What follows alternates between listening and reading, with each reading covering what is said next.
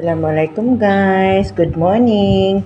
Yung bang mga noon tayo sa probinsya, gusto nating pumunta sa syudad at kumain ng masasarap na pagkain sa syudad, yung mga western kamo.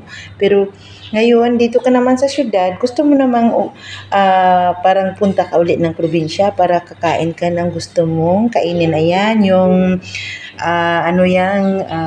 turtang talong. Ginanyan ko yan guys, hindi ko lang hindi ko lang ano ba yan? Kinihad-kihad ko lang at nilagyan ng itlog tapos tinorta ko direct tinorta. Hindi ko naging sugba. Iwan ko, hindi ko na inihaw yung talong. Nilalagyan ko na lang ng lahat-lahat na kanyang ingredients. Tapos ito yung pritong isda. Ayan, at saka kanin. Yan ang simple naming ngayong araw, pagkain namin ngayong umaga ng asawa ko.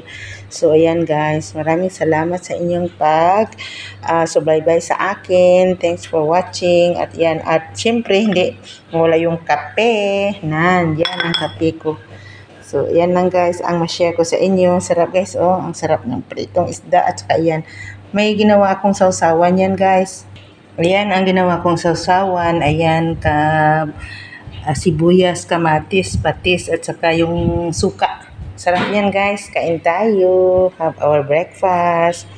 Thank you for watching.